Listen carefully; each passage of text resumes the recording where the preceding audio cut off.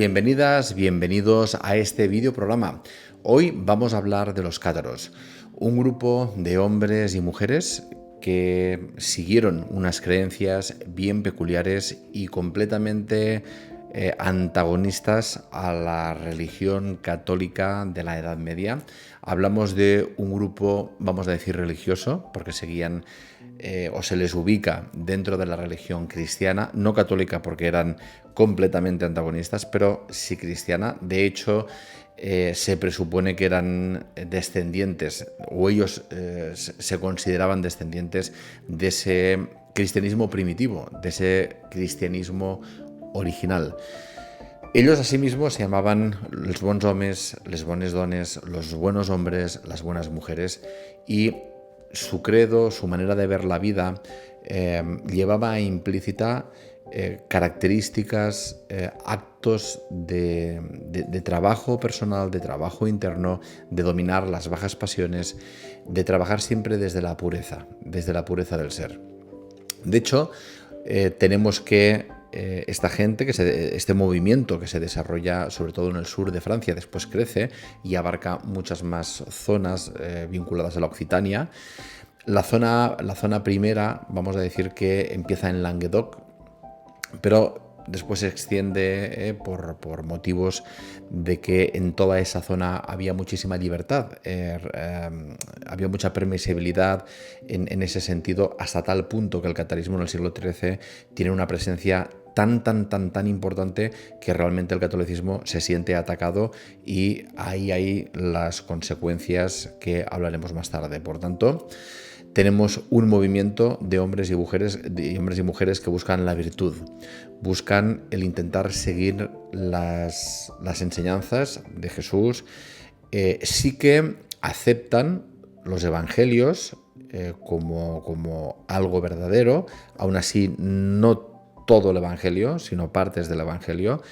Ellos especialmente tienen una posición muy distinta a la Iglesia respecto a Jesús. Por ejemplo, para los cátaros Jesús no era el Hijo encarnado de Dios, sino que para ellos Jesús era un guía espiritual, por decirlo, por llamarlo de alguna manera, que había venido para enseñarnos el camino. A partir de aquí tenemos diferencias irreconciliables con la Iglesia católica de ese momento, con Roma, con el Papa, y durante años se va fraguando todas estas discrepancias que, aunque al principio pues se intentaron arreglar de una manera, vamos a decir, por decirlo de alguna manera diplomática o dialogante, pero después ya el cristianismo, viendo que no podían hacer nada contra el poder creciente de este catarismo, la Iglesia pasó a las armas. Vamos a hablar de la filosofía, del misterio, de lo oculto de los cátaros, su manera de pensar. ¿Por qué fueron tan peligrosos? ¿Cómo puede ser que un grupo que inicialmente era minoritario, inicialmente eran grupos aislados, llegara realmente a dar la sensación al catolicismo de que era un peligro? Curiosamente, para empezar, tenemos otra gran discrepancia. No tenemos capillas, no tenemos fortificaciones, no tenemos construcciones, monumentos del catarismo. En cambio, es todo lo opuesto en la Iglesia católica. Encontramos de todo y mucho.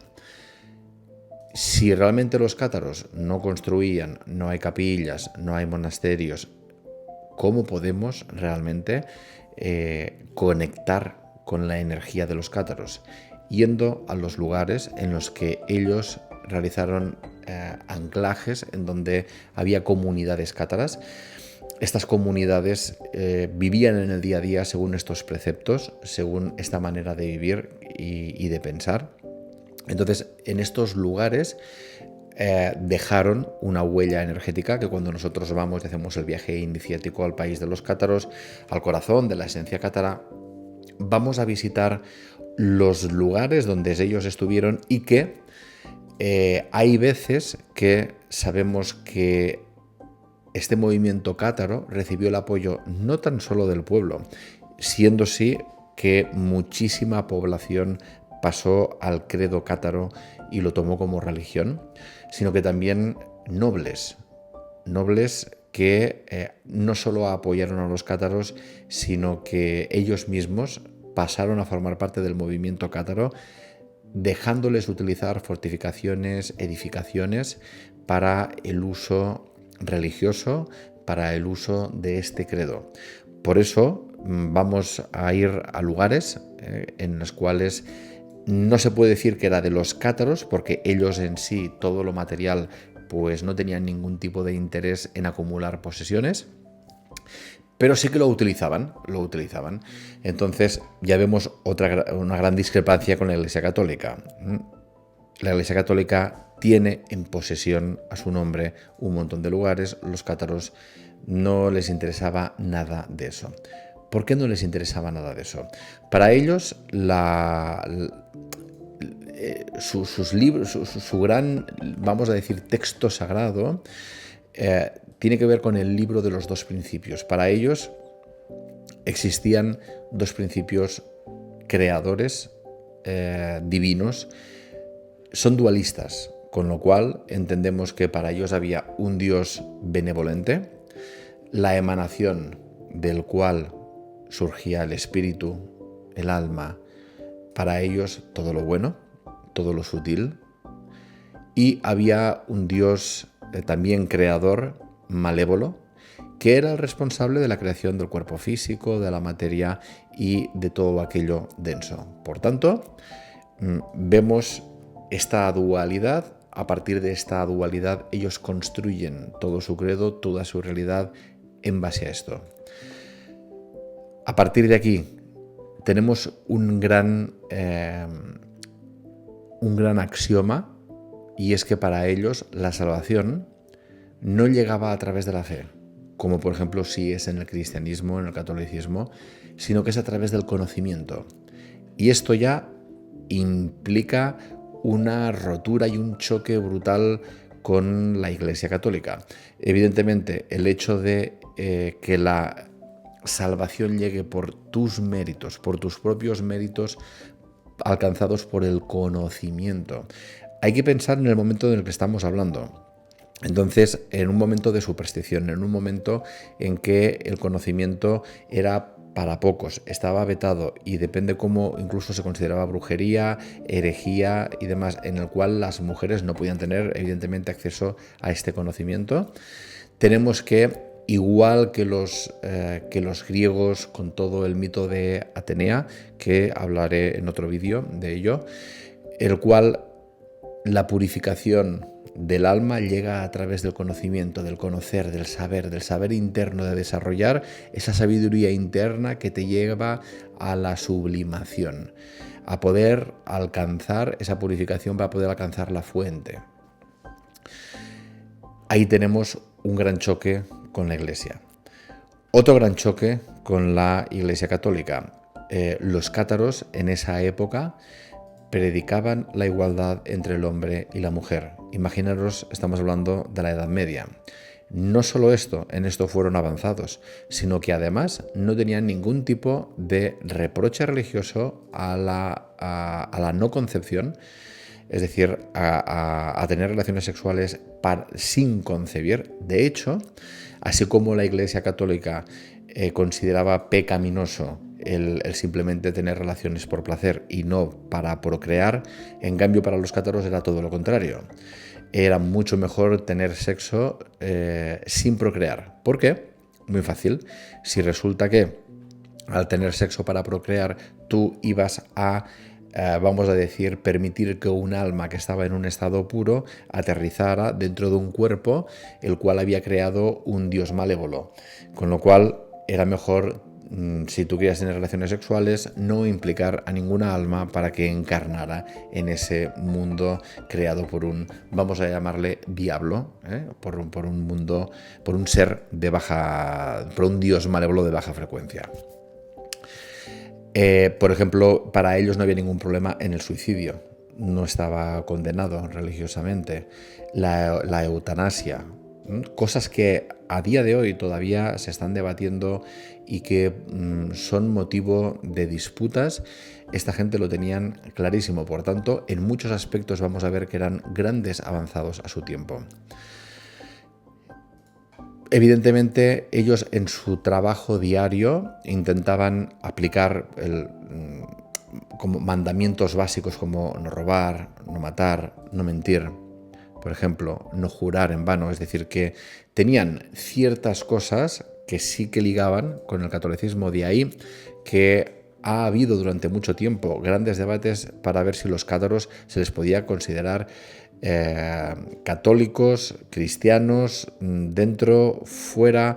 Claro, en el momento que los consideran herejes, pues es muy posible que dentro del mismo concepto pues los hayas incluido en esta línea.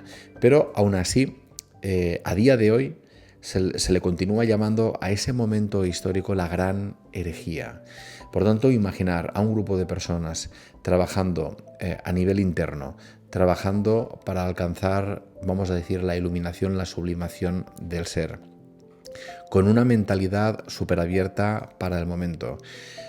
Tanto era así que evidentemente esta manera de funcionar en el cual estaba basada en el amor, porque seguían claramente los pasos de Jesús basados en el amor, se empieza a expandir, nobles empiezan a apoyar, empiezan incluso a hacerse de este movimiento, lo cual empieza a provocar un gran temor.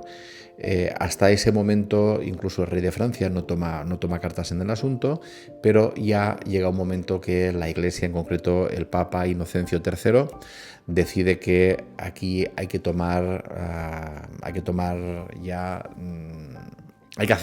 acciones al respecto, y evidentemente lo que sí que tenía la Iglesia, porque habían intentado incluso desacreditar a los cátaros a través de debates públicos en los cuales los mejores representantes de la Iglesia, formados en teología, obispos de gran cultura, de gran rango, como que les retaban a nivel público a debatir conceptos en debates sobre la Biblia, sobre el Evangelio, sobre la religión.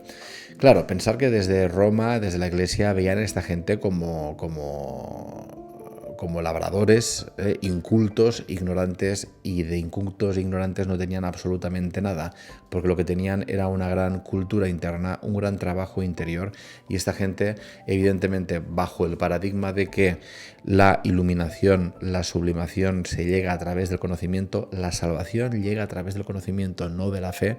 A partir de este axioma, pues imaginad el trabajo que hicieron. A partir de aquí tenemos todo un escenario tremendo en el cual se recogen ciertas maneras de funcionar, ciertos patrones, cómo vivían estos cátaros. Tenemos el movimiento cátaro, digamos, en el día a día, lo ordinario, es decir, familias que, pues como ahora, ¿no?, que cada uno profesa su religión, pero en ese caso, en el día a día, eran cátaros, con lo cual pues tenían su manera de funcionar, su ritualística, su manera de hacer, siempre siguiendo el buen hombre, la buena mujer. Y después estaban los que dejaban la vida ordinaria, ya se dedicaban a cultivarse en un grado superior. Ahí ya tenemos a los perfectos, que podían ser hombres y mujeres. Aquí no había distinción, hombres y mujeres. Por lo tanto, teníamos a la gente del día a día y teníamos después ya a los que decidían ese camino a un nivel mucho más alto. Cuando tú, por ejemplo, querías convertirte a la religión cátara, simplemente tenías que, aceptar las normas, el credo, por supuesto, y a partir de aquí se te transmitía el consolamentum. Este era un ritual, que podríamos decir, el cual era una imposición de manos en el que se te aplicaba una bendición y una bienvenida, y habitualmente tenía que hacerlo un perfecto. Con lo cual, a partir de recibir esa bienvenida, ese consolamentum, tú pasabas a formar parte de la comunidad cátara. Ya podías presentarte como cátaro, podías aplicar todo con las vestimentas, con los símbolos. Sabemos que a nivel del catarismo tenemos la cruz cátara, que es la cruz de Occitania, esa cruz que tiene un fondo rojo y que es una cruz que cada rama acaba en 3 puntos. Entonces, si lo sumamos, son 12. Aquí veríamos o podríamos interpretar, ver el número iniciático 12, puesto que los cátaros eran grandes conocedores del cristianismo oculto, no del que ofrece la Iglesia, sino de otro tipo de cristianismo con enseñanzas ocultas y que se cree que también el catarismo tiene influencias de toda la zona de Grecia, de toda la zona del neoplatonismo, y todo esto evidentemente tiene influencias de Oriente, con lo cual los cátaros, por ejemplo, creían en la reencarnación. Entonces, imagina, pues si creen en la reencarnación, a la vez no solo del reino humano, sino del reino animal, con lo cual ellos no comían carne, estaban en la abstinencia de carne animal. Entonces tenían una manera de ver la vida y de vivirla realmente encaminada al espíritu. Bien, decir que todo este es el escenario, van cogiendo poder, esta gente hacen sus rituales, hacen sus marcajes vibratorios.